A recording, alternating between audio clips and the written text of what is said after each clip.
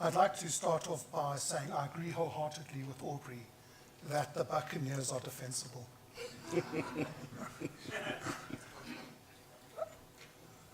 Instead of repeating what others have said, I've changed what I was going to say as I heard what they were saying.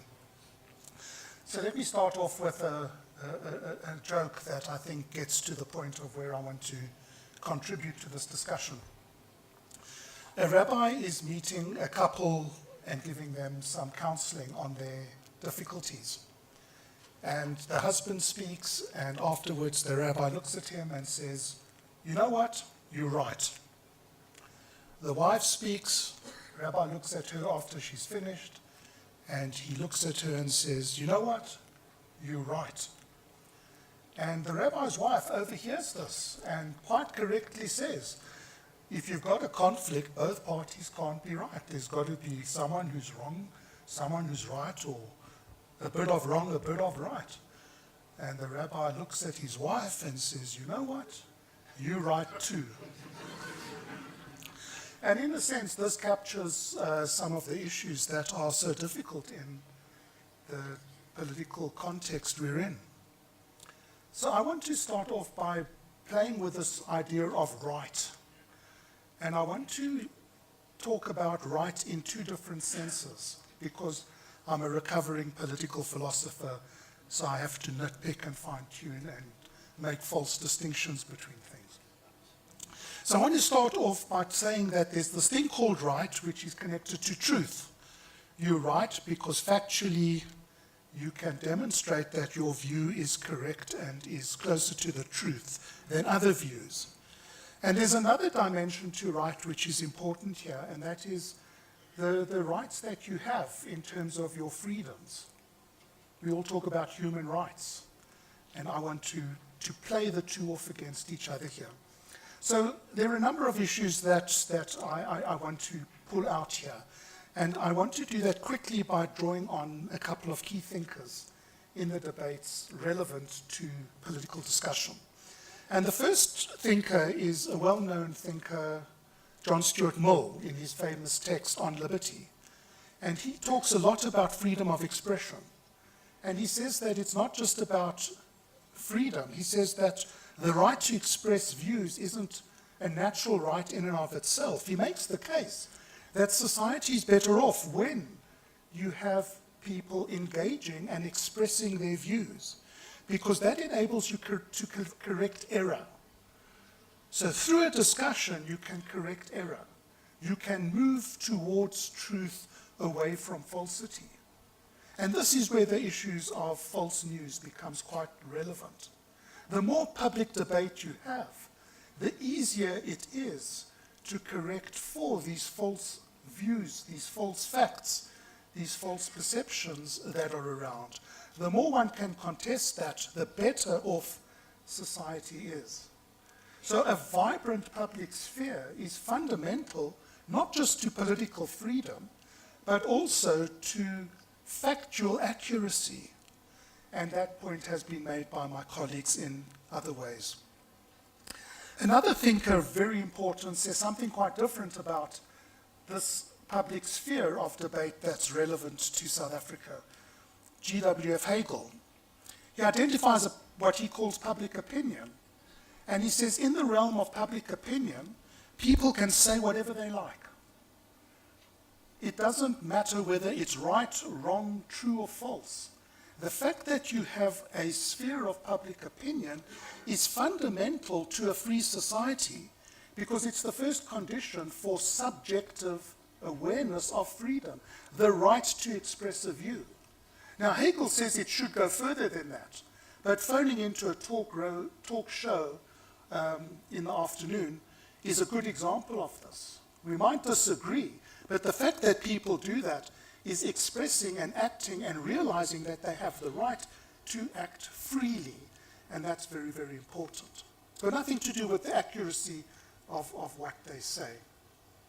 And the third perspective that I want to put in place in terms of creating some kind of normative base to talk about political debate in South Africa is the positions that come out of African political theory, African political thought.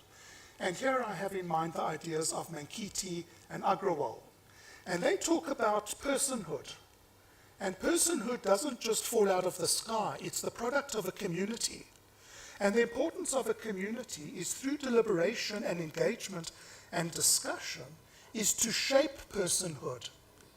And if you have this vibrant public sphere, you can shape personhood positively. If you don't have that vibrant public sphere, you can fail in creating persons who have the moral character and fiber to take up their right place in society. Now, all of these thinkers that I've mentioned give us some key insights into thinking more deeply, perhaps, about what the challenges of political debate are in South Africa. So, without repeating what colleagues have already said, in South Africa, our debate for many, many years now is polarized in terms of shouting at those who we disagree with, not engaging those who we disagree with, but shouting at them. You right, you wrong, I'm right, you wrong. There isn't that engagement, which means that there's less chance, less opportunity to cleanse falsehood and try and move debate closer to the truth or closer to establishing what the truth in any situation might be. Absolutely, we have freedom in South Africa. We express our views. Sometimes it's career limiting, sometimes it's life threatening, but we have this vibrant space which meets the condition of subjective awareness, subjective freedom, and that's all very good and well. But I think perhaps some of the key insights of African political thought need to be developed more closely here. And that is the idea of personhood, leadership, ethics, virtue being dependent on a communal engagement, a communal feedback loop in terms of the individuals who emerge from society and who lead society. Absence of accountability, absences of feedback, fawning, all of those kinds of issues prevent the shaping of moral personality, which is so important in political discourse, not just in South Africa, but in many parts of the world. So when we have leaders who don't meet those high standards that we have, it's not simply their own fault. And I'm being controversial and purposefully here. It's society's fault for not correcting them over time in terms of their obligation to shape the moral personalities of the people who emerge in society to lead them. And that's the whole idea of deliberative systems in political development contexts.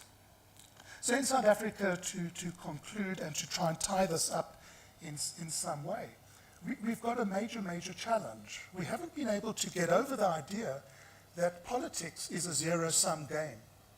It's about winners and losers, access to resources, not having access to resources. We've forgotten that politics is about the public good. It's about the communal good. And we miss that side of the whole political agenda of our transition, our experiences of democracy, our whole constitutional system, when we reduce the debate to just winners and losers. Commentators are at fault, the media is at fault, citizens are at fault, talk show hosts are at fault.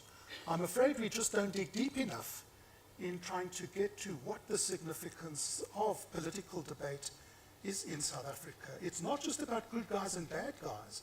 It's about what the societal good is, what the public good is. How do we achieve it once we agree or get some consensus on what that public good is in the first instance? We're not even having that debate. And for me, that's a real challenge in the debates in South Africa. If you're on a panel for the media, whether it's radio or TV, you've got no more than 3 minutes to make a point. That soundbiting just prevents any discussion of complexity, context, significance. And these are some of the shortcomings of our political debate environment, which colleagues have already mentioned. So thanks very much for your attention.